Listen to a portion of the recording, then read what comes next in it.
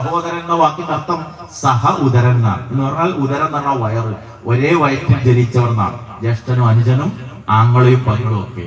പക്ഷെ കുടുംബങ്ങളിൽ പലപ്പോഴും നമ്മൾ കാണുന്ന അവസ്ഥ എന്താ? നാത്തൂൻ പോരുകൾ. സ്കൂള് പൂട്ടി കുട്ടികളെയായിട്ട് അവൾ വരും, അതിന് മുമ്പ് എനിക്ക് രക്ഷപ്പെടണം. സ്കൂള് പൂട്ടുന്ന അന്ന് തന്നെ നേരത്തെ മക്കളൊക്കെ പോയി കൂട്ടിയിട്ട് വിടുക, കാരണം നാളെ നാത്തൂൻ വരാതിരിക്കുന്നു. വരുന്ന നാത്തൂൻ അങ്ങനെ തന്നെ ഇവിടെ വന്നാൽ അവളുടെ ഭരണമാണ്, ഈ വീട്ടിന്റെ എല്ലാം ഞാനാണ് എന്നുള്ള വിധത്തിൽ. എന്ത് സമാധാനമാണ് ആ വീട്ടിലുണ്ടാവുക? നേരെ മറിച്ച് നമ്മൾ ആലോചിച്ച് നോക്കൂ, ഒരു നാത്തൂൻ വിരുന്ന് വരുമ്പോ താത്ത നിങ്ങൾ അവിടെ ഇരിക്കും, നിങ്ങൾ ഏതായാലും ഇവിടെ വരുമ്പോ അല്ല ഒരു ദിവസം നിങ്ങൾക്ക് റെസ്റ്റ് കിട്ടുക, ഇവിടെ ഞാൻ നോക്കിക്കൊള്ളാം എന്ന് പറയുന്ന വീട്ടിലെ നാത്തൂനുണ്ട്. അപ്പൊ ആ വിരുന്ന് വന്ന നാത്തൂൻ പറയാം, വേണ്ടടി നമ്മൾ ഒന്നിച്ച് ഭക്ഷണം ഉണ്ടാക്കുക, അപ്പല്ല ഒരു രസം. ഇങ്ങനെ ഒന്നിച്ചു കൂടുമ്പോ എത്ര സന്തോഷകരായിത്തീരുന്നത്. നേരെ മറിച്ച് അങ്ങോട്ടും ഇങ്ങോട്ടും പകയും വിദ്വേഷമൊക്കെ വെച്ചു പുലർത്തി അവസാനം മരിച്ച മയ്യത്ത് മുന്നിൽ വെച്ചിട്ട് കരഞ്ഞ കണ്ണുകളായിട്ട് പറയാണ്, താത്ത അങ്ങനെയായിരുന്നു, നാത്തൂൻ അന്ന് അങ്ങനെയായിരുന്നു എന്ന് പറഞ്ഞ് നന്മകൾ എണ്ണി പറയുന്നു. സഹോദരിമാരെ, അതുകൊണ്ട് എന്ത് പ്രയോജനമുള്ളത്? ജീവിച്ചിരിക്കുന്ന കാലത്ത് തുറന്ന് സ്നേഹിക്കാതെ, പരസ്പര സ്നേഹം പങ്കുവെക്കാതെ, നന്മ ആഗ്രഹിക്കാതെ, പാമ്പും കീരിയും പോലെ ജീവിച്ചിട്ട് അവസാനം മരിച്ച ശേഷം നന്മകൾ എണ്ണിപ്പറയുകയും ആ മയ്യത്തിന് മുന്നിൽ വെച്ച് അല്ലാഹു ഗഫർ ലഹു എന്ന് പ്രാർത്ഥിക്കുകയും ചെയ്തുകൊണ്ട് എന്ത് പ്രയോജനം ഉണ്ടാവുക? ജീവിച്ചിരിക്കുന്ന കാലത്ത് പരസ്പരം സ്നേഹിക്കാനും വീടകങ്ങളെ സന്തോഷത്തിന്റെ ഇടങ്ങളാക്കി മാറ്റാനും നമുക്ക് സാധിക്കണം. സഹോദരന്മാരെ, പുരുഷന്മാരെ ശ്രദ്ധിക്കുക. മൂത്ത പങ്ങളും നമുക്ക് അറബിയിലൊരു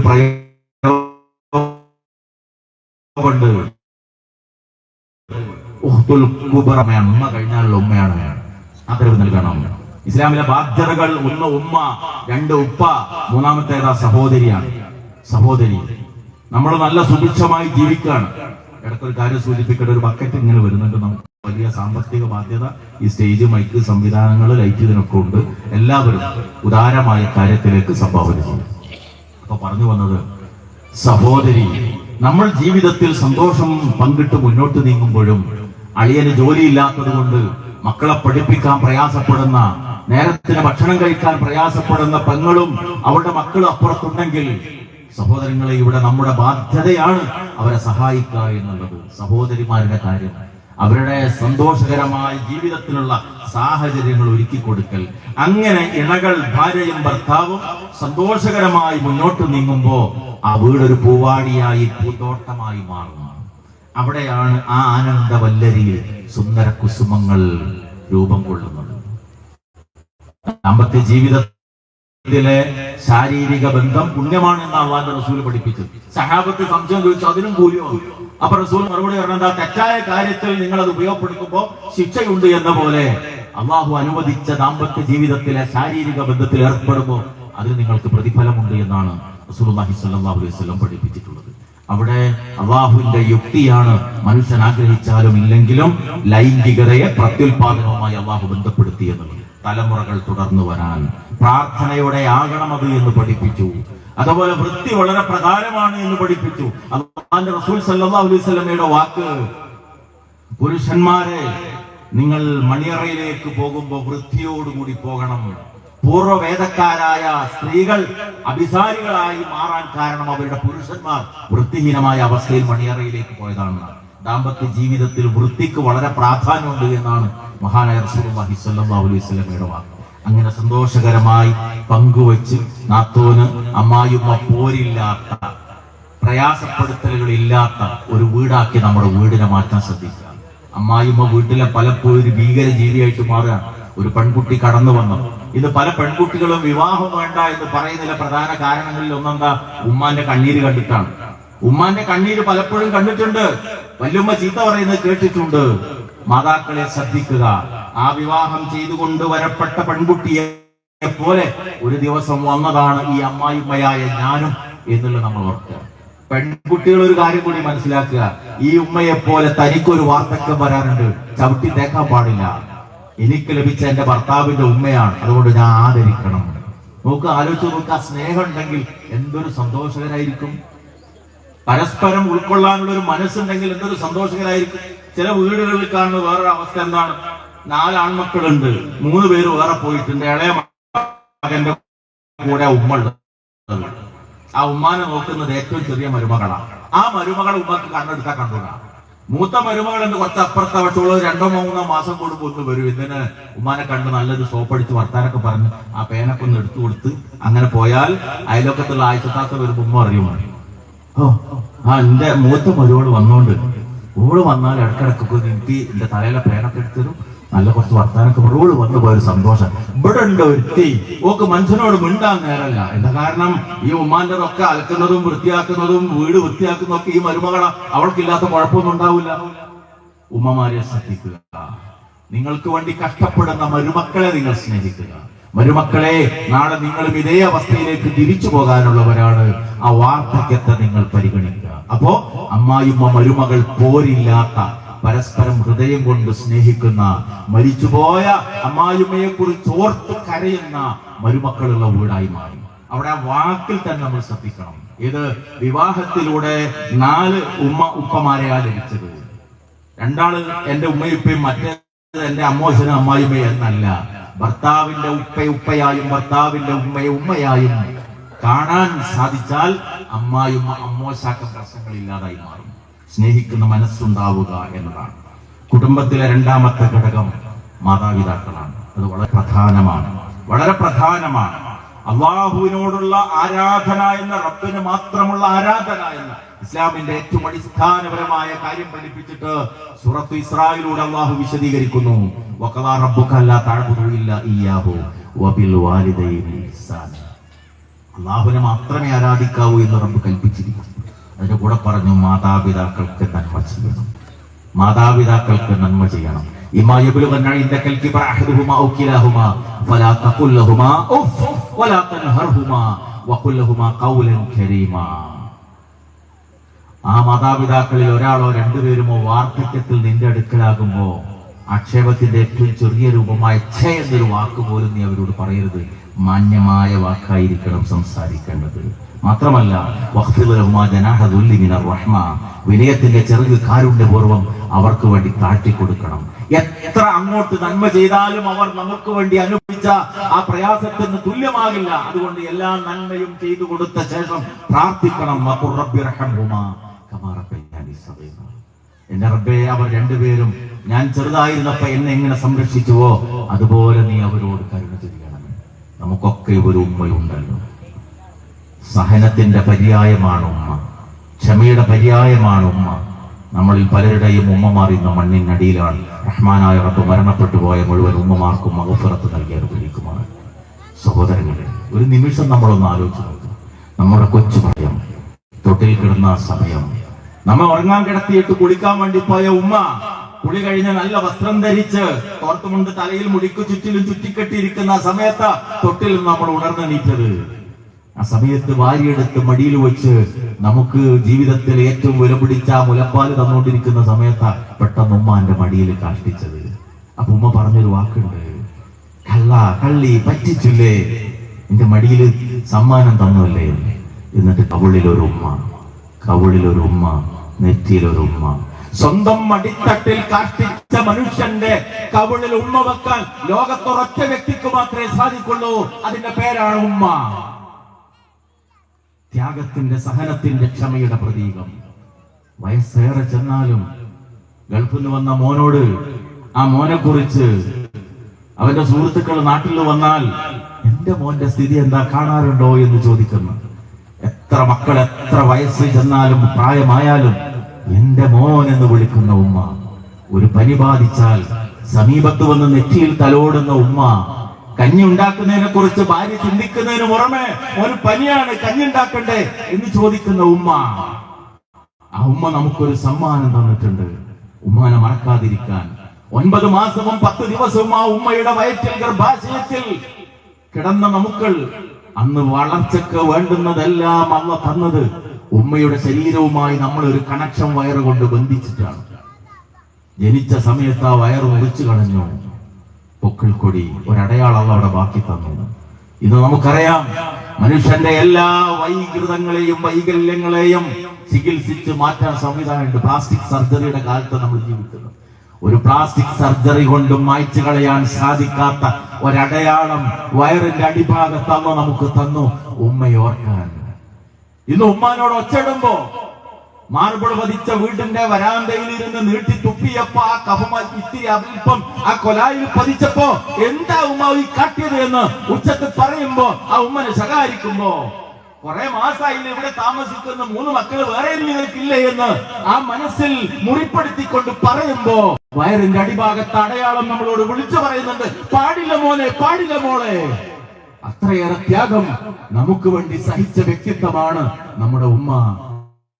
അതുകൊണ്ടാണ് അല്ലാഹുവിന്റെ റസൂൽ സല്ലല്ലാഹു അലൈഹി വസല്ലമയുടെ മുമ്പിൽ വന്നിട്ട് ഏറ്റവും ഉത്തമമായ പെരുമാറ്റം കൊണ്ട് എനിക്ക് ഏറ്റവും വലിയ കടപ്പാട് ആരോടാണുള്ളത് എന്ന് ചോദിച്ചപ്പോ ഉമ്മുക സുമ്മമൻ ഉമ്മുക സുമ്മമൻ ഉമ്മുക 3 തവണ റസൂലുള്ളാഹി സ്വല്ലല്ലാഹു അലൈഹി വസല്ലം എന്റെ ഉമ്മ എന്ന് പറയാൻ കാരണം, എത്ര തിരിച്ച് നന്മ ചെയ്താലും ആ ത്യാഗത്തിന് തുല്യമാകില്ല. നട്ടപ്പാതിര നേരം തൊട്ടിലിൽ നിന്ന് എഴുന്നേറ്റ് കരഞ്ഞ നമുക്ക് വേണ്ടി ഉറക്കം മാറ്റിവെച്ച, നമുക്ക് വേണ്ടി രാത്രിയെ പകലാക്കി മാറ്റിയ ഉമ്മക്ക് ആ അളവിൽ തിരിച്ചു കൊടുക്കാൻ കഴിയില്ല. അതുകൊണ്ടാണ് എല്ലാ നന്മയും അവർക്ക് വേണ്ടി ചെയ്ത ശേഷം വഖുർ റബ്ബി റഹ്മഹുമാ കമാ റബ്ബയാനി സഗീറ എന്ന് പ്രാർത്ഥിക്കാൻ റഹ്മാനായ റബ്ബ് നമ്മളോട് കൽപ്പിച്ചത്. രണ്ടാമത്തെ വ്യക്തിത്വം നമ്മുടെ ഉപ്പയാണ്. ആ ഉപ്പയുടെ മുതുക് വളഞ്ഞു പോയതിന് പിന്നിൽ, ആ ഉപ്പയുടെ ശരീരം ചുളിവുള്ളതായതിന് പിന്നിൽ നമുക്ക് വേണ്ടിയുള്ള അധ്വാനമാണ്, കഷ്ടപ്പാടാണ്, പ്രയാസമാണ്. പലരോടും കടം വാങ്ങിയ സമയത്താണ് പുസ്തകം വാങ്ങാൻ നമ്മൾ പൈസ ചോദിച്ചത്. നാളെ തരാമെന്നല്ലാതെ തെരൂല മോനെ എന്ന് പറഞ്ഞിട്ടില്ല. കാരണം നാളെ തരണമെങ്കിലും ബാപ്പാക്ക് മറ്റൊരാളോട് കടം വാങ്ങേണ്ടിയിരുന്നു. രോഗത്തിന് ചികിത്സിച്ച് കുടുംബത്തെ നേരെ നിവർത്തിക്കൊണ്ടുപോകാൻ കഷ്ടപ്പെടുമ്പോഴും തന്റെ പ്രയാസം ഒരാളുടെയും മുമ്പ് പറയാതെ എങ്ങനെയുണ്ട് മോമാക്കപ്പ അവസ്ഥ അൽഹംദുലില്ലാ സന്തോഷകരമാണ് എന്ന് പറഞ്ഞ പിതാക്കൾ, ഒരാളുടെ മുമ്പിലും തന്റെ പ്രയാസം അറിയിക്കാതെ എല്ലാ ദുഃഖവും കടിച്ചൊതുക്കി ക്ഷമയുടെ പര്യായമായി ജീവിച്ച ഉപ്പ കൊണ്ട വെയിലാണ് ഇന്ന് നമ്മൾ അനുഭവിക്കുന്ന തണല്. ഉപ്പ ത്യാഗമാണ് ഇന്ന് നമ്മൾ അനുഭവിക്കുന്ന സുഖം. അതുകൊണ്ട് അവർക്ക് വേണ്ടിയുള്ള പ്രാർത്ഥന. ആ ഉപ്പയും മരിച്ചു പോയിട്ടുണ്ടെങ്കിൽ സഹോദരങ്ങളെ, അവരുടെ ഖബറുകൾ സിയാറത്ത് ചെയ്യാൻ നമ്മൾ മറന്നു പോകരുത്. അവർക്ക് വേണ്ടി കണ്ണീരൊഴുക്കി പ്രാർത്ഥിക്കാൻ ജീവിതത്തിലെ തിരക്കുകൾക്കിടയിൽ നമ്മൾ മറന്നു പോകരുത്. ജീവിച്ചിരിക്കുന്ന മാതാപിതാക്കളുടെ മനസ്സ് നെരിപ്പോടാക്കി മാറ്റുന്നവരാണോ നമ്മൾ, ദുനിയാവിലും ആഖിറത്തിലും നമ്മൾ രക്ഷപ്പെടുകയില്ല എന്നതാണ് ഹദീസുകളിലൂടെ നമുക്ക് മനസ്സിലാക്കാൻ സാധിക്കുന്നത്. അതുകൊണ്ട് നമ്മുടെ വീട് ഉപ്പ സന്തോഷിക്കുന്ന, ഉമ്മ സന്തോഷിക്കുന്ന, എന്റെ മക്കൾ എന്നെ നോക്കും, എന്റെ മോൻ എന്നെ ശ്രദ്ധിക്കും, എന്റെ മരുമോൾക്ക് ഞാൻ എന്ന് വെച്ച ജീവനാണ് എന്ന് പറയുന്ന ഉമ്മയും ഉപ്പയുമുള്ള വീടാണോ നമ്മൾ, ആ വീട് അനുഗ്രഹത്തിന്റെ കേദാരമായി മാറി. സഹോദരങ്ങൾ, ഞാൻ നേരത്തെ പറഞ്ഞ പോലെ ജീവിച്ചിരിക്കുന്ന കാലത്ത് അങ്ങോട്ടും ഇങ്ങോട്ടൊക്കെ വേദനിപ്പിച്ചിട്ട് മരണത്തിന് ശേഷം നമ്മൾ നന്മ പറഞ്ഞതുകൊണ്ട് യാതൊരു പ്രയോജനം ഉണ്ടാവില്ല. വിശുദ്ധ ഖുർആൻ അക്കാര്യം ഗൗരവപൂർവ്വം നമുക്ക് പഠിപ്പിച്ചു തന്നിട്ടുണ്ട്. മാതാപിതാക്കൾക്ക് നന്മ ചെയ്യാൻ നിന്റെ റബ്ബ് നിനക്ക് ഉപദേശം നൽകുന്നു. പ്രയാസത്തിന് മേൽ പ്രയാസം സഹിച്ചിട്ടാണ് നിന്റെ ഉമ്മ നിന്നെ പ്രസവിച്ചിരിക്കുന്നത്. റസൂൽ സല്ലല്ലാഹു അലൈഹി വസല്ലമയുടെ ചോദ്യം, അലാ ഉനബ്ബിയുകും ബിഅക്ബരിൽ ഖബായിർ, വൻ പാപങ്ങൾ ഞാൻ നിങ്ങൾക്ക് അറിയിച്ചു തരട്ടെയോ? 3 തവണ ആവർത്തിച്ച് തിരുദൂതർ ആ ചോദ്യം ചോദിച്ചു. ഖുൽനാ ബലാ യാ റസൂലല്ലാഹ്, സഹാബത്ത് പറഞ്ഞു, അതേ റസൂലെ, പറഞ്ഞു തരി, ഏതാണ് വൻ പാപങ്ങൾ? ഖാല അൽ ഇശ്റാഖു ബില്ലാഹ്, ഏറ്റവും വലിയ പാപം അല്ലാഹുവിൽ പങ്കുചേർക്കലാണ്. തുടർന്ന് പറഞ്ഞു വ ഉഖൂഖുൽ വാലിദൈൻ, മാതാപിതാക്കളെ പ്രയാസപ്പെടുത്തലാണ്. വകാന മുത്തഖിയൻ ഫജലസ, ചാരിയിരിക്കാൻ റസൂൽ ഇത് പറഞ്ഞപ്പോൾ നേരെ ഇരുന്നു എന്നാണ്. ആ വിഷയത്തിന്റെ ഗൗരവമാണ് അത് വ്യക്തമാക്കി തരുന്നത്. മാതാപിതാക്കളെ പ്രയാസപ്പെടുത്തുന്ന മക്കൾ ഒരിക്കലും ഈ ജീവിതത്തിലോ പരലോക ജീവിതത്തിലോ രക്ഷപ്പെടാൻ വേണ്ടി പോകുന്നില്ല. അതുകൊണ്ട് ഉമ്മയും ഉപ്പയും സന്തോഷിക്കുന്ന വീടാക്കി നമ്മുടെ വീട് മാറ്റാൻ ശ്രമിക്കുക. അവർക്ക് ആശ്വാസ വാക്കുകളാണ് ഏറ്റവും പ്രധാനം. ഭക്ഷണത്തെക്കാൾ, വസ്ത്രത്തെക്കാൾ, മരുന്നിനേക്കാൾ ഒക്കെ നല്ല പെരുമാറ്റമാണ് വാർദ്ധക്യത്തിൽ ഒരു മനുഷ്യന് ഏറ്റവും ആവശ്യമായിട്ടുള്ളത്. സഹോദരങ്ങളെ, വൃദ്ധസദനങ്ങൾ പെരുകിക്കൊണ്ടിരിക്കുന്ന ഒരു കാലഘട്ടത്തിലാണ് നമ്മൾ ജീവിക്കുന്നത്. ഞാൻ ഓർത്തു പോകുന്നു, 2000-ന്റെ തുടക്കത്തിലൊക്കെ ഇടവണ്ണയിലും ഇത് സമീപ സ്ഥലത്തൊക്കെ അന്ന് സംസാരിക്കുമ്പോൾ കേരളത്തിൽ അത്ഭുതമായിട്ടാണ് പറഞ്ഞിരുന്നതെന്ന്. അമേരിക്ക പോലുള്ള രാജ്യങ്ങളിൽ വൃദ്ധസദനങ്ങൾ തുടങ്ങിയിട്ടുണ്ട് പോറ്റി വളർത്തിയ മാതാപിതാക്കളെ സംരക്ഷിക്കാൻ.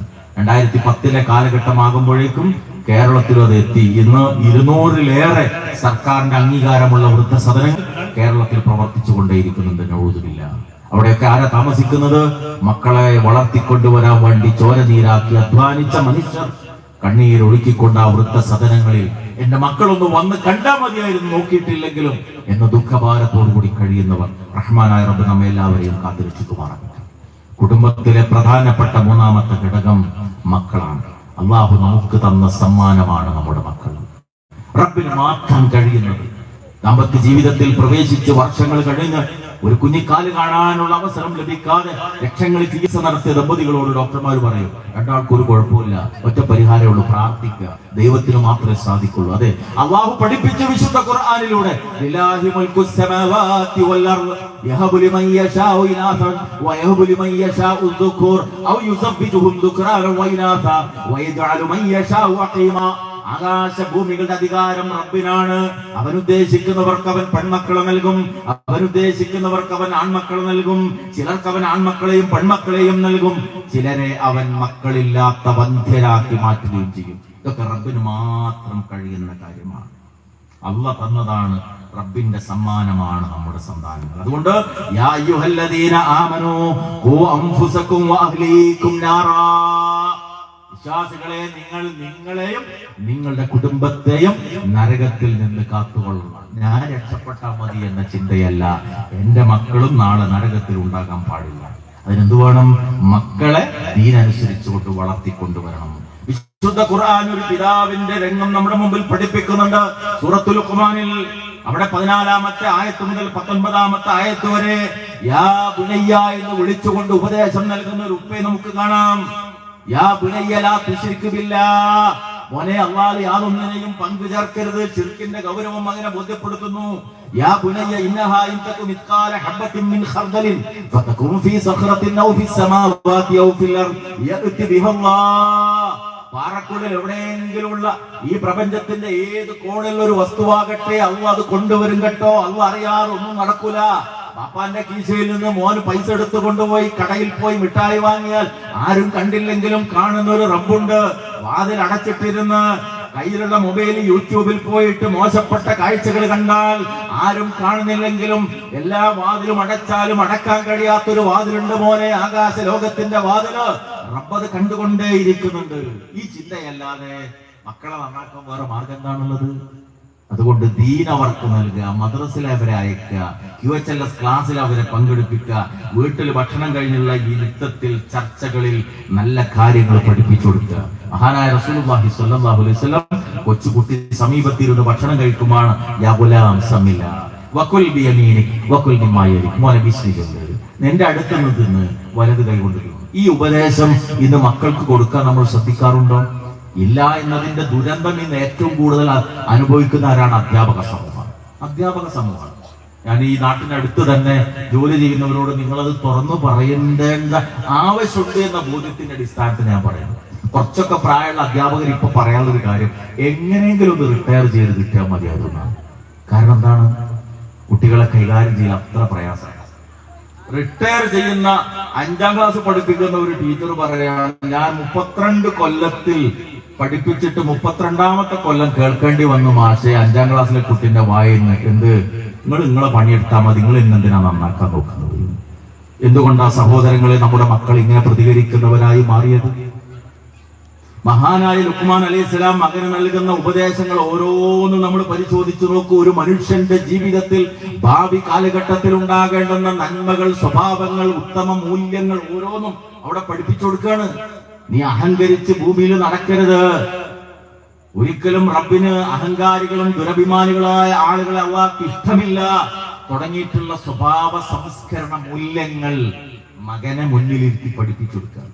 ഇതിന് നമ്മൾ വീട്ടിൽ സമയം കാണണം, ഉമ്മമാര് സമയം കാണണം, ഉപ്പമാര് സമയം കാണണം. അവൻ അങ്ങനെ, അവൾ അങ്ങനെ. ഇപ്പൊ പുതിയ തലമുറ അങ്ങനെയാണെന്ന് പറഞ്ഞ് തലമുറയെയോ കാലത്തെയോ നമ്മൾ കുറ്റപ്പെടുത്തുന്നതിൽ അർത്ഥമല്ല. നമ്മൾ നമ്മുടെ ഉപ്പയോടും ഉമ്മയോടും മാന്യമായി സംസാരിച്ചെങ്കിൽ മാത്രമേ ഈ മക്കൾ മറ്റുള്ളവരോടും മാന്യമായി സംസാരിക്കുന്ന അവസ്ഥ ഉണ്ടാകുള്ളൂ.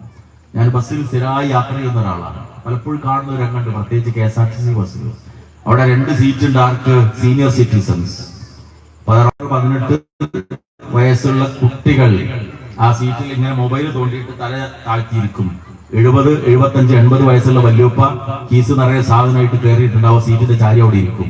അയാളെ കാണാതിരിക്കാൻ വേണ്ടി തല താഴ്ത്തിയിട്ട് മൊബൈൽ സ്ക്രോൾ. സ്ഥിരം കാണുന്ന ഒരു കാഴ്ചയാണ്. അവിടെ എഴുതി വെച്ചതാകട്ടെ സീനിയർ സിറ്റിസൺസ് എന്നാണ്. എന്തുകൊണ്ടാ ഇത് ഉൾക്കൊള്ളാൻ അവിടെ ഒന്ന് എഴുന്നേറ്റ് കൊടുത്ത് ഈ മുതിർന്നവരെ ഇരുത്താൻ ഈ ചിന്തയും മക്കൾക്കില്ലാതെ പോകുന്നത്? അത് വീട്ടിൽ നമ്മൾ കൊടുക്കേണ്ടതാണ്. ആ സംസ്കരണത്തിന്റെ പാഠങ്ങൾ ഏറ്റവും പ്രധാനമായി ലഭിക്കേണ്ടത് വീട്ടിൽ നിന്നാണ്. മതപഠനം എന്ന് പറയുന്നത് പലപ്പോഴും 5ാം ക്ലാസ്സിൽ നിൽക്കും. സ്കൂളിൽ 8-ലെത്തിയാൽ പിന്നെ മദ്രസയിൽ പോകുന്ന സ്വഭാവം പലപ്പോഴും കുട്ടികൾക്കില്ല. മദ്രസയിൽ സ്കൂളിൽ 8-ലേക്ക് എത്തുമ്പോൾ മദ്രസയിൽ 3-ലോ 4-ലോ എത്തിയിട്ടുണ്ടാവുള്ളൂ. ജീവിതത്തിൽ ഏറ്റവും അടിസ്ഥാനമായ ധാർമ്മിക പാഠങ്ങളുടെ ഒക്കെ പഠനം അവിടെ വെച്ച് നിലച്ചു പോവുകയാണ്. മാറ്റം വേണം സഹോദരങ്ങളെ, നമ്മളാണ് മാറ്റം ഉണ്ടാക്കേണ്ടത്. അതിനു വേണ്ടിയാണ് നമ്മൾ വയത് പരിപാടികൾ വെക്കുന്നത്, സംവിധാനങ്ങൾ ഒരുക്കുന്നത്. അവിടെ മക്കളുടെ കാര്യത്തിൽ ഏറ്റവും ആവശ്യം എന്താ? സ്നേഹം കൊടുക്കലാണ്. അത് പറയുമ്പോൾ ചിലർ ചോദിക്കും, മക്കളെ സ്നേഹിക്കണമെന്ന് പറയേണ്ട ആവശ്യമുണ്ടോ? നേരത്തെ ദാമ്പത്യ ജീവിതത്തെ കുറിച്ച് പറഞ്ഞ പോലെ മക്കളുമായി ബന്ധപ്പെട്ടും സ്നേഹം പ്രകടിപ്പിക്കണമെന്നാണ് റസൂലുള്ളാഹി സ്വല്ലല്ലാഹു അലൈഹി വസല്ലം പഠിപ്പിച്ചത്. അവിടുന്ന് ഫാത്തിമ ബീവിയെ ചുംബിച്ചപ്പോ കയറി വന്ന ഒരു അയറാബി ചോദിക്കാണ്, തഖബ്ബലൂന സിബിയാൻ, റസൂലെ അങ്ങനെ കുട്ടികളെ ചുംബിക്കുകയോ? വമാനുഖബ്ബിലു, ഞങ്ങൾ അങ്ങനെ ചെയ്യാറില്ല. അപ്പൊ റസൂൽ ആ മനുഷ്യനോട് തിരിച്ചു പറഞ്ഞെന്താ? അവ അംലികു അൻ നസഗല്ലാഹു മിൻ ഖൽബിക റഹ്മ, നിന്റെ ഹൃദയത്തിൽ നിന്ന് കാരുണ്യം നീക്കം ചെയ്തിട്ടുണ്ട്, ഞാൻ എന്ത് ചെയ്യാനാണ്? ഒരു മനുഷ്യന്റെ ഹൃദയത്തിലെ കാരുണ്യത്തിന്റെ അടയാളമാണ് മക്കളെ ചുംബിക്കുക എന്ന് പറയുന്നത്. സ്പർശനം ഏറ്റവും പ്രധാനമാണ്. ഒരു കുഞ്ഞ് ഉമ്മയുടെ മുലപ്പാൽ കുടിച്ചുകൊണ്ടിരിക്കുമ്പോ പാല് മാത്രമല്ല കുഞ്ഞിന് കിട്ടുന്നത്, ആ കുഞ്ഞിന് മാതാവിന്റെ സ്പർശനം കൂടിയാണ്. അതുകൊണ്ടാണ് ആ സമയത്ത് പോയി കയ്യോ കാലോ തൊട്ടാൽ കുട്ടി തൊഴിക്കും, ചവിട്ടും. ഒരു കുട്ടി ഏറ്റവും വലിയ സുരക്ഷിതത്വം, പൊസസീവ്നെസ്, എന്റേത് എന്ന വികാരം ഉൾക്കൊള്ളുന്നത് ഉമ്മയുടെ മുലപ്പാൽ കുടിച്ചുകൊണ്ടിരിക്കും. അതൊരു ബേബി ഫുഡ് കൊണ്ട് കിട്ടൂല. അതുകൊണ്ടാണ് 2 വയസ്സ് വരെ ഇത് നൽകണമെന്ന പ്രപഞ്ചത്തിന്റെ നാഥൻ റഹ്മാനായ റബ്ബ് നമ്മളോട് പഠിപ്പിച്ചിരിക്കുന്നത്. അതിലൂടെ കുഞ്ഞും ഉമ്മയും തമ്മിൽ ഒരു വൈകാരിക കൈമാറ്റം കൂടിയാണ് അവിടെ പ്രധാനമായി നടന്നുകൊണ്ടേയിരിക്കുന്നത്. ഈ ടച്ചിങ്ങിന് വലിയ പ്രാധാന്യമുണ്ട്. മഹാനായ റസൂലുള്ളാഹി സ്വല്ലല്ലാഹു അലൈഹി വസല്ലം വഫാത്താകുന്നതിന്റെ തൊട്ടു മുമ്പുള്ള ദിവസം ഫാത്തിമ ബീവി റളിയല്ലാഹു തആലയെ സമീപത്ത് വിളിക്കാൻ ചേർത്ത് പിടിച്ചിട്ടാണ് ഉപദേശം കൊടുക്കുന്നത്. യാ ഫാത്തിമ അൻകിദി നഫ്സക മിനന്നാർ, മോളെ ഫാത്തിമ, നരകത്തിൽ നിന്ന് നിന്റെ ദേഹത്തെ നീ തന്നെ കാത്തുകൊള്ളണം. നമ്മുടെ ആരുടെയെങ്കിലും ജീവിതത്തിൽ മക്കൾ എങ്ങനെ ഒന്ന് അടുത്തേക്ക് ചേർത്ത് പിടിച്ചിട്ട്, മോനെ നല്ല കുട്ടിയാണ് കേട്ടോ, പാപ്പാനും ഉമ്മാനെയും പറയിപ്പിക്കരുത് കേട്ടോ, പാപ്പ ഇമ്മ മരിച്ചു കഴിഞ്ഞാലും നാട്ടുകാർക്കൊക്കെ നല്ലത് പറയാനുള്ള നല്ല മക്കളാകണം, അങ്ങനെ ഒരു ഉപദേശം നമ്മുടെ മക്കൾക്ക് കൊടുക്കുന്ന ഒരു ശീലം, സ്നേഹം സ്പർശനത്തിലൂടെ നൽകി തെറ്റുകളെ സ്നേഹം കൊണ്ട് തിരുത്തുന്ന ഒരു ശീലം നമുക്കുണ്ടോ എന്നുള്ളത് നമ്മൾ ആലോചിക്കുക. കുട്ടികളെ സംബന്ധിച്ചിടത്തോളം സ്നേഹം നൽകുക, അവർക്ക് വേണ്ടി കുറച്ച് സമയം ചിലവഴിക്കും. ഞാൻ സാധാരണ PTA മീറ്റിങ്ങിലൊക്കെ ഉമ്മമാരോട് സ്ഥിരമായിട്ട് പറയാറുണ്ട്, ഇതിൽ ഏറ്റവും പ്രധാനപ്പെട്ട ഒരു കാര്യമാണ് ശ്രദ്ധിക്കേണ്ടത്, ഹറാം കലരാൻ പാടില്ല. അല്ലാഹുവിന്റെ റസൂൽ പറഞ്ഞല്ലോ, ഒരു മനുഷ്യനിങ്ങനെ യാ റബ്ബ് യാ റബ്ബ് എന്നിങ്ങനെ പറയുന്നുണ്ട്, പക്ഷെ കൈഫ യുസ്തജാബു, ഇങ്ങനെയാണ് അവർ ഉത്തരം കിട്ടുക. കാരണം മത്അമുഹു ഹറാം വമശ്റബുഹു ഹറാം വമൽബസുഹു ഹറാം വഉദിയ ബിൽ ഹറാം, അവന്റെ ഭക്ഷണം ഹറാമാണ്, പാനീയ ഹറാമാണ്, വസ്ത്ര ഹറാമാണ്, ഹറാമിലാകെ ഊട്ടപ്പെട്ട, ഹറാമിൽ മുങ്ങിയ യാ റബ്ബ് യാ റബ്ബ് എന്ന് പറയുന്നു. എങ്ങനെയാണ്? ശ്രദ്ധിക്കണം. പൂർവികരായ സലഫുകളുടെ ഭാര്യമാര് ഭർത്താക്കന്മാര് രാവിലെ വീട്ടിൽ നിന്ന് പോകുമ്പോ ഉപദേശിച്ചിരുന്നു എന്നാണ്, പട്ടിണി എത്ര വേണമെങ്കിലും ഞങ്ങൾ കിടന്നോളാം, ഹറാമിന്റെ വഴിയിൽ സമ്പാദിച്ചു കൊണ്ടുവരരുത് കേട്ടോ. ഭർത്താക്കന്മാരെ ശ്രദ്ധിക്കുക. മക്കള് നന്നാകണമെങ്കിൽ തിന്നാൻ കൊടുക്കുന്നത് ഹലാലായിരിക്കണം. നമ്മളൊരു ടാക്സി ഡ്രൈവർ ആണെങ്കിൽ 100 രൂപ ഓട്ടത്തിന്റെ ചാർജിൽ ഒരു സ്ഥലത്തേക്ക് ഒരാൾ വണ്ടി വിളിച്ചു 110 വാങ്ങിയെങ്കിൽ ആ 10 ഹറാമിന്റെ പണമാണ്. മറ്റൊരറിയ ഇവിടേക്ക് കുറെ ചാർജിൽ 10 ഇവൻ അധികം വാങ്ങിയതാണ്. ഇങ്ങനെ ഓരോ, ഞാൻ ഉദാഹരണം പറഞ്ഞത് മാത്രമേ ഉള്ളൂ. ജീവിതത്തിന്റെ ഓരോ രംഗത്തും നമ്മൾ സമ്പാദിക്കുന്നത് ഹലാലാണോ എന്ന് ഉറപ്പുവരുത്തുക. അങ്ങനെ മക്കളെ പോറ്റിട്ടുണ്ടെങ്കിൽ ഒരു അറ്റാക്ക് വന്നോ ഒരു കിഡ്നി രോഗം വന്നോ നമ്മളങ്ങ് അടിച്ചു പോയാലും നമ്മളങ്ങ് മരിച്ചു പോയാലും ആ മക്കൾ യതീമാവൂല, കഷ്ടപ്പെടൂല എന്ന് എല്ലാ വെള്ളിയാഴ്ചയും നമ്മൾ നിരന്തരമായി ഓതിക്കൊണ്ടിരിക്കുന്ന സൂറത്തുൽ കഹ്ഫിലൂടെ ഒരു ചരിത്രം മുന്നിൽ വെച്ചിട്ട് അള്ളാഹ് പഠിപ്പിക്കുകയാണ്. നമുക്കറിയാവുന്ന ചരിത്രമാണല്ലോ. മഹാനായ ഖിദ്ർ അലൈഹിസ്സലാമിന്റെ കൂടെ മൂസാ അലൈഹിസ്സലാം ഇങ്ങനെ പോകുമ്പോണ്ടായ കുറെ സംഭവങ്ങൾ. അക്കൂട്ടത്തിൽ ഒന്നെന്താ, ഒളിഞ്ഞു വീഴാറായ ഒരു മതില് ഖിദ്ർ അലൈഹിസ്സലാം നേരെയാക്കുന്നു, സുരക്ഷിതമായ അവസ്ഥയിലാക്കുന്നു. പിന്നീട് മൂസാ അലൈഹിസ്സലാമിന്റെ ചോദ്യത്തിന് ഖിദ്ർ അലൈഹിസ്സലാം അതിന്റെ കാരണം പറയുന്നുണ്ട്. ആ പൊളിഞ്ഞു വീഴാറായ മതിലിനെ ഞാൻ സംരക്ഷിക്കാൻ കാരണം എന്താണ്? വഅമ്മൽ ജിദാറു ഫകാന ലിഗുലാമൈനി യതീമൈനി ഫിൽ മദീന, ആ സ്ഥലത്തുള്ള പട്ടണത്തിലുള്ള 2 യതീം കുട്ടികളുടെ സമ്പത്തിൽപ്പെട്ടതാണത്. വകാന തഹ്തഹു കൻസുൽ ലഹുമാ, ആ മതിലിന്റെ അടിയിൽ ആ യതീം കുട്ടികൾക്കുള്ള നിധിയുണ്ട്. ഇബ്നു കസീർ റഹിമഹുല്ലാഹ് അത് വിശദീകരിക്കുന്നുണ്ട്. അവിടെ കൻസ് പ്രധാനമായിട്ട് എന്താണ്, അത് വിജ്ഞാനത്തിന്റെ ചില ഏടുകളാണ് എന്നൊക്കെ വിശദീകരിക്കുന്നുണ്ട്. അല്ലാഹു അഅലം. ഏതായിരുന്നാലും അത് പറഞ്ഞിട്ട് അല്ലാഹ് പറഞ്ഞൊരു വാക്കുണ്ട്, ആ മതില് സംരക്ഷിക്കപ്പെടാൻ കാരണം വകാന അബൂഹുമാ സ്വാലിഹ, ആ യതീം കുട്ടികളുടെ ബാപ്പ നല്ല മനുഷ്യനായിരുന്നു. അതുകൊണ്ട് ആ കുട്ടികൾ പ്രായപൂർത്തിയെത്തുന്നവരെ ആ നിധി സംരക്ഷിക്കാൻ റബ്ബ് തീരുമാനിച്ചു. സുബ്ഹാനല്ലാഹ്. അല്ലാഹ് ഖുർആനിലൂടെ പഠിപ്പിച്ച വെള്ളിയാഴ്ച നമ്മൾ ഓതുന്ന അൽ-കഹ്ഫിലെ ആയത്താണ്. ആ യതീം കുട്ടികളെ അല്ലാഹ് അവര് വളരുന്നവരെ അല്ലാഹ് സംരക്ഷിച്ചു, ആ നിധിയെ സംരക്ഷിച്ചു. കാരണം അവരെ ബാപ്പ നല്ലവൻ. സുബ്ഹാനല്ലാഹ്. ബാപ്പ നല്ലവരായി ജീവിച്ചാൽ, ആ ബാപ്പമാര് മരിച്ചാലും ആ മക്കളുടെ സംരക്ഷണം അല്ലാഹ് ഏറ്റെടുക്കുന്നതാണ് സൂറത്ത് കഹ്ഫിൽ ഈ ആയത്ത് അല്ലാഹു നമുക്ക് പഠിപ്പിച്ചു തരുന്നത്. അത്ഭുതകരമായ ഒരു കാര്യം കൂടി പറയട്ടെ. ഈ ആയത്തിന്റെ തഫ്സീറിൽ ഇബ്നു ഉമർ റളിയല്ലാഹു അൻഹു രേഖപ്പെടുത്തിയ അദ്ദേഹത്തിന് ഒരു കൗല് കൂടിയുണ്ട്. എന്ത്?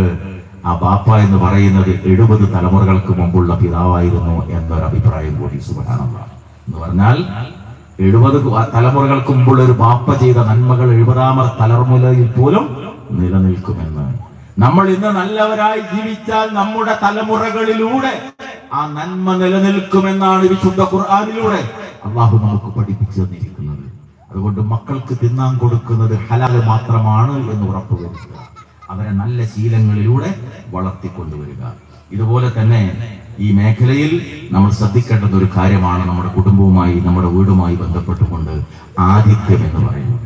50 വയസ്സ് കഴിഞ്ഞ ആളുകൾക്കൊക്കെ അറിയാം, കുട്ടിക്കാലം പണ്ട് അന്ന് ഈ തമിഴ്നാട്ടിൽ നിന്ന് വരുന്ന കോഴിയൊന്നും ഇല്ലാതിരുന്ന ഒരു കാലം, വീട്ടിൽ വളർത്തുന്ന കോഴികൾ ഒരു അതിഥി വന്ന ആ പറമ്പ് മുഴുവൻ ഓടുകയാണ്.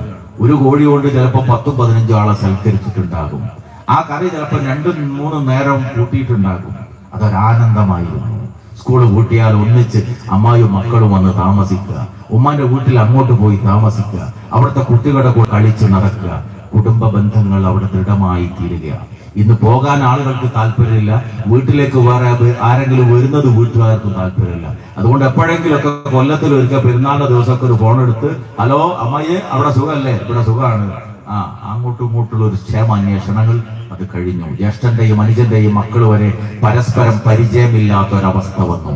ആതിഥ്യം, അതിഥികളായി കഴിയുക എന്നുള്ളത്, അതിഥികളെ സൽക്കരിക്കുക എന്നത് ഇസ്ലാം വലിയ പുണ്യമായിട്ടാണ് പഠിപ്പിച്ചത്. റസൂലുള്ളാഹി സ്വല്ലല്ലാഹു അലൈഹി വസല്ലമയുടെ വാക്ക്, മൻ കാന യുഅ്മിനു ബില്ലാഹി വൽ യൗമിൽ ആഖിർ ഫൽയുക്രിം ജാറഹു. അല്ലാഹുവിലും അന്ത്യദിനത്തിലും ഏതൊരാൾ വിശ്വസിക്കുന്നുവോ അവൻ അവന്റെ അയൽവാസിയെ ആദരിക്കട്ടെ. വമൻ കാന യുഅ്മിനു ബില്ലാഹി വൽ യൗമിൽ ആഖിർ ഫൽയുക്രിം ദൈഫഹു. അല്ലാഹുവിലും അന്ത്യദിനത്തിലും വിശ്വസിക്കുന്ന ഏതൊരാളും അവന്റെ അതിഥിയെ മാനിക്കട്ടെ, അതിഥിയെ സൽക്കരിക്കട്ടെ. ആതിഥ്യ സൽക്കാരം ഇസ്ലാം പുണ്യമുള്ള കാര്യമായി കാണുന്നു. സന്ദർശനം, മറ്റുള്ളവരെ ഇടക്കൊക്കെ പോയി കാണും. റസൂലുള്ളാഹി സ്വല്ലല്ലാഹു അലൈഹി വസല്ലം പറഞ്ഞു, നീ നിന്റെ ഒരു സഹോദരനെ സന്ദർശിച്ചാൽ, വെറുതെയല്ല, പൈസ കടം വാങ്ങാൻ പോയതല്ല, ഓനൊരു മോളുണ്ട്, എനിക്കൊരു മോനുണ്ട്, ഒരു വിവാഹം ഉണ്ടാക്കാം എന്ന് കരുതി പോയതല്ല, പിന്നെ മോനെ കണ്ടിട്ട് കുറച്ചു കാലമായി, ഒന്ന് പോയി കാണട്ടെ. അവിടെ പോയി കണ്ട് ഇത്തിരി നേരം ഒന്ന് സംസാരിച്ച് നല്ല കാര്യങ്ങളൊക്കെ പങ്കുവെച്ച് തിരിച്ചു പോരുമ്പോ റസൂലുള്ളാഹി സ്വല്ലല്ലാഹു അലൈഹി വസല്ലം പഠിപ്പിക്കുന്ന ആ സമയത്ത് വഴിയിൽ നിന്നുകൊണ്ട് ഒരു മലക്ക് പറയും, നീ നിന്റെ ആ സഹോദരനെ എത്രയേറെ സ്നേഹിക്കുന്നുവോ അതിനേക്കാൾ കൂടുതൽ റബ്ബ് നിന്നെ സ്നേഹിക്കുന്നു എന്ന്. സുബ്ഹാനല്ലാഹ്. അതാണ് നന്മയുടെ മാർഗത്തിൽ പരസ്പരം സ്നേഹിക്കുമ്പോൾ അള്ളാഹിന്റെ ഇഷ്ടം നമുക്കുണ്ടാകും. അതുകൊണ്ട് സന്ദർശനങ്ങൾ, അങ്ങോട്ടും ഇങ്ങോട്ടുള്ള പോക്ക് വരവുകൾ വർദ്ധിപ്പിക്കുക, കുടുംബ ബന്ധങ്ങൾ ചേർക്കുക. നിസ്സാരമായ കാര്യത്തിന്റെ പേരിലായിരിക്കും. പലപ്പോഴും നമുക്കറിയാം, എങ്ങനെ കഴിഞ്ഞ ജ്യേഷ്ഠൻ ബാപ്പ മരിച്ചപ്പോ സ്വത്ത് ഓഹരി വെച്ചപ്പോ 1-2 പറഞ്ഞു പിരിഞ്ഞതാണ്. പിന്നെ ഇവന്റെ മോളുടെ കല്യാണം വന്നപ്പോ നിശ്ചയത്തിന് ഓനെ വിളിച്ചില്ല, അതിൽ തെറ്റിപ്പിരിഞ്ഞു. ഒരേ പായൽ കിടന്നുറങ്ങിയവർ, ഒരേ പാത്രത്തിൽ നിന്ന് ഭക്ഷണം കഴിച്ചവർ, നിസ്സാര പ്രശ്നത്തിന്റെ പേരിൽ ആ ബന്ധം മുറിച്ച് പരസ്പരം മിണ്ടാതെ അങ്ങോട്ടും ഇങ്ങോട്ടും പോകാതെ ബന്ധമില്ലാതെ കഴിഞ്ഞുകൂടാണ്. റസൂലുള്ളാഹി സ്വല്ലല്ലാഹു അലൈഹി വസല്ലമയുടെ വാക്ക്, അർറഹ്മു മുഅല്ലഖത്തുൻ ബിൽ അർശ് വമൻ വസലഹാ വസലഹുല്ലാഹ് വമൻ ഖതഅഹാ ഖതഅഹുല്ലാഹ്. കുടുംബ ബന്ധം റഹ്മാനായ റബ്ബിന്റെ അർശുമായി ബന്ധിക്കപ്പെട്ടതാണ്. അത് ചേർത്തവൻ അല്ലാഹുവിനോടുള്ള ബന്ധം ചേർത്തു, കുടുംബ ബന്ധം മുറിച്ചാൽ അല്ലാഹുവിനോടുള്ള ബന്ധം മുറിച്ചു. പലപ്പോഴും നിസ്സാര പ്രശ്നത്തിന്റെ പേരിൽ തെറ്റിപ്പിരിഞ്ഞാവും. എന്നിട്ട് പറയും നമ്മൾ, ഞാൻ അവനോട് പൊറുക്കൂല, ഞാൻ മറക്കൂല. കച്ചവടം ഒന്നിച്ച് ചെയ്താ 10-20 കൊല്ലം, നിസ്സാര പ്രശ്നത്തിന്റെ പേരിൽ പിരിഞ്ഞതാണ്. പിന്നെ അവൻ എന്തെങ്കിലും രോഗാണെന്ന് കേട്ടപ്പോലും പറയും, ഇപ്പൊ പാടത്തുനിന്ന് അല്ല വരമ്പത്ത് തന്നെ അല്ല വരമ്പത്ത് നല്ല പാടത്ത് തന്നെ കിട്ടാൻ തുടങ്ങി. എന്നോട് അന്ന് ചെയ്തതിന്റെ ഫലമാണ്. എത്ര ഇടുങ്ങിയ മനസ്സാണ് സഹോദരങ്ങളെ. നിസ്സാര പ്രശ്നത്തിന്റെ പേരിൽ തെറ്റിപ്പിരിഞ്ഞ് അങ്ങോട്ടും ഇങ്ങോട്ടും ശത്രുക്കളെ പോലെ കഴിയുന്ന ആളുകൾ. ഈ ആളുകളൊക്കെ തന്നെ പള്ളിയിൽ കയറിയിട്ട് നിസ്കാരം കഴിഞ്ഞാൽ എന്ത് അള്ളാഹിനോട് പ്രാർത്ഥിക്കുന്നു, അല്ലാഹുമ്മ ഗ്ഫിർലി. എന്റെ അളിയനോട് ഞാൻ പൊറുക്കൂല എന്ന് പറയുന്നവൻ, അയൽവാസിയോട് പൊറുക്കൂല എന്ന് പറയുന്നവൻ, അമ്മായിമ്മനോട് പൊറുക്കൂല എന്ന് പറയുന്നവൾ, നാത്തൂനെ ഞാൻ മാപ്പാക്കൂല എന്ന് പറയുന്നവൾ അള്ളാന്റെ നേരെ കൈയുയർത്തി പറയുന്നു അല്ലാഹുമ്മ ഗ്ഫിർലി. ഖുർആനില് സൂറത്തു നൂറിൽ ഒരു രംഗം നമുക്ക് കാണാം. 22-ാമത്തെ ആയത്ത്. മഹാനായ അബൂബക്കർ സിദ്ദീഖ് റളിയല്ലാഹു അൻഹു, അബൂബക്കർ ഫിൽ ജന്ന എന്ന് റസൂലുള്ളാഹി പറഞ്ഞ മഹാനായ അബൂബക്കർ റളിയല്ലാഹു അൻഹു, നിങ്ങൾ മുഴുവൻ ആളുകളുടെ ഈമാൻ ഒരു തുലാസിന്റെ തട്ടിലും അബൂബക്കറിന്റെ ഈമാൻ ആ തുലാസിന്റെ മറുതട്ടിലും വെച്ചാൽ അബൂബക്കറിന്റെ ഈമാനാണ് ഭാരം തൂങ്ങുക എന്ന് റസൂലുള്ളാഹി പറഞ്ഞ അബൂബക്കർ റളിയല്ലാഹു അൻഹു. ഒരു ചെറിയ വിഷയം.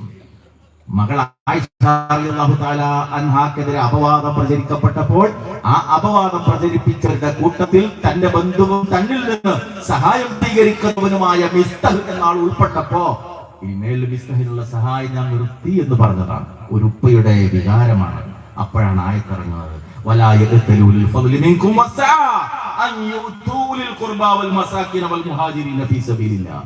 നിങ്ങളിൽ നിന്ന് അല്ലാഹുവിന്റെ ഔദാര്യവും റബ്ബിൽ നിന്നുള്ള സൗഭാഗ്യവും ലഭിച്ചവർ അഗതികളായ ആളുകൾക്കും ബന്ധുക്കൾക്കും അതുപോലെ മുഹാജിറുകൾക്കും നൽകിയ സഹായം ചെയ്യൂല എന്ന് പറയരുത്. അതിന് പകരം വൽയഅഫു വൽയസ്ഫഹു, നിങ്ങൾ വിട്ടുവീഴ്ച കാണിക്കുകയും മാപ്പാക്കുകയും ചെയ്യണം, വിശാലത കാണിക്കണം. എന്നിട്ട് അല്ലാഹുവിന്റെ ഒരു ചോദ്യമുണ്ട്. ആ ചോദ്യം എന്റെയും നിങ്ങളുടെയും നെഞ്ചിൽ തറക്കുന്ന ചോദ്യം. എന്താ ചോദ്യം? അലാ തുഹിബ്ബൂന അൻ യഗ്ഫിറല്ലാഹു ലക്കും. അല്ലാഹു നിങ്ങൾക്ക് പുറത്തു തരണമെന്ന് നിങ്ങൾ ആഗ്രഹിക്കുന്നില്ലേ? അല്ലാഹു നിങ്ങൾക്ക് പുറത്തു തരണമെന്ന് നിങ്ങൾ ആഗ്രഹിക്കുന്നില്ല, പിന്നെ എന്തുകൊണ്ട് ഈ മനുഷ്യന്മാരോട് നിങ്ങൾക്ക് പുറത്തുകൂടാ? അല്ലാഹു ഗഫൂറുർ റഹീം. അല്ലാഹു അങ്ങേയറ്റം പൊറുക്കുന്നവനും കരുണാവാരിധിയുമാണ്. അതുകൊണ്ട് മറക്കാനും പൊറുക്കാനും നമ്മൾ തയ്യാറാണ്. മറക്കാനും പൊറുക്കാനും നമ്മൾ തയ്യാറാണ്. ആരോടൊക്കെ പണങ്ങി നിൽക്കുന്നോ അവരോട് അങ്ങോട്ട് ചേർന്ന് സലാം പറയുക. അറ്റുപോയ കുടുംബ ബന്ധങ്ങൾ ചേർക്കുക. ആയുസ്സിന്റെ ദൈർഘ്യത്തിന് അത് സഹായമാകുമെന്നാണ് റസൂലുള്ളാഹി സ്വല്ലല്ലാഹു അലൈഹി വസല്ലം പഠിപ്പിച്ചത്. അയൽപക്ക ബന്ധം ഇതുപോലെ വളരെ പ്രധാനമാണ്. മസാല ജിബ്രീൽ യൂസീനി ബിൽ ജാർ ഹത്താ വനഹു സയവരിസ. ചെറിയൊരു പ്രശ്നത്തിന്റെ പേരിൽ വഴക്കുണ്ടാക്കി ശത്രുവാക്കി മാറ്റിയ അയൽക്കാരനെ. ഒരു പാമ്പ് കടിച്ച ഓടി വരാനുള്ളത് അവനാണ്. ഇവിടെ ഒരു തീപിടുത്തണ്ടായാൽ ഓടി വരാനുള്ളത് അവനാണ്. അയൽവാസിയെ ശത്രുവാക്കി മാറ്റുന്ന ആളുകൾ. അള്ളാന്റെ റസൂൽ സല്ലല്ലാഹു അലൈഹി വസല്ലം പറയാണ്, ജിബ്രീൽ അലൈഹിസ്സലാം വന്നിട്ട് അയൽക്കാരനോടുള്ള ബാധ്യതകളെ കുറിച്ച് എന്നോട് ഉപദേശിച്ചപ്പോൾ എനിക്ക് തോന്നിപ്പോയി, ഒരാൾ മരിച്ചാൽ അയാളുടെ അയൽവാസിക്ക് അനന്തരാവകാശം ഉണ്ടാവുമോ അയാളുടെ സ്വത്തിൽ. അത്രയേറെ വലിയ ബന്ധമാണ്, ബാധ്യതയാണ് അയൽവാസികൾ തമ്മിൽ. ഭക്ഷണം ഉണ്ടാക്കിയാൽ അങ്ങോട്ട് കൊണ്ടുപോയി കൊടുക്കുക. അവിടെ കുട്ടികൾ ഒരുപാട് പേര് സ്കൂളിൽ പഠിക്കുന്നുണ്ട്, വസ്ത്രമല്ല പെരുന്നാൾ അവർക്ക് എല്ലാവർക്കും വാങ്ങാൻ കഴിഞ്ഞില്ല, ഇവിടെയാണ് ഇഷ്ടംപോലെ ഉണ്ട്, ഒന്ന് അങ്ങോട്ട് കൊടുക്കുക. അങ്ങനെ പങ്കുവെച്ച് നന്മകൾ പങ്കുവെക്കുന്നവരാവുക. സഹായം ചോദിച്ചാൽ അത് നൽകുക. അതുപോലെ തന്നെ കട ആവശ്യപ്പെട്ടാൽ അത് നൽകുക. അവർക്ക് രോഗമുണ്ടായാൽ സന്ദർശിക്കുകയും സുഖപ്പെടാൻ വേണ്ടി പ്രാർത്ഥിക്കുകയും ചെയ്യുക. ഇതുപോലെ തന്നെ നമ്മൾ ജീവിക്കുന്ന സമൂഹം, ആ സമൂഹത്തിലെ തിന്മകൾക്കെതിരെ ഒന്നിച്ച് മുന്നോട്ട് നീങ്ങുക. വൽതകും മിൻകും ഉമ്മത്തുൻ യദ്ഊന ഇലൽ ഖൈരി വയഅ്മുറൂന ബിൽ മഅറൂഫ്. നന്മയിലേക്ക് ക്ഷണിക്കുന്ന, തിന്മ വിരോധിക്കുന്ന, അതുപോലെ വയൻഹൗന അനിൽ മുൻകർ, എല്ലാ നിഷിദ്ധ കാര്യങ്ങളെയും വിരോധിക്കുന്ന ഒരു സംഘം നിങ്ങളിൽ നിന്നുണ്ടാകട്ടെ. വഉലൈക ഹുമുൽ മുഫ്ലിഹൂൻ. അവരാണ് വിജയികൾ എന്നാണ് വിശുദ്ധ ഖുർആനിലൂടെ അല്ലാഹു പഠിപ്പിക്കുന്നത്. ദഅവത്ത് നമ്മുടെ ബാധ്യതയാണ്.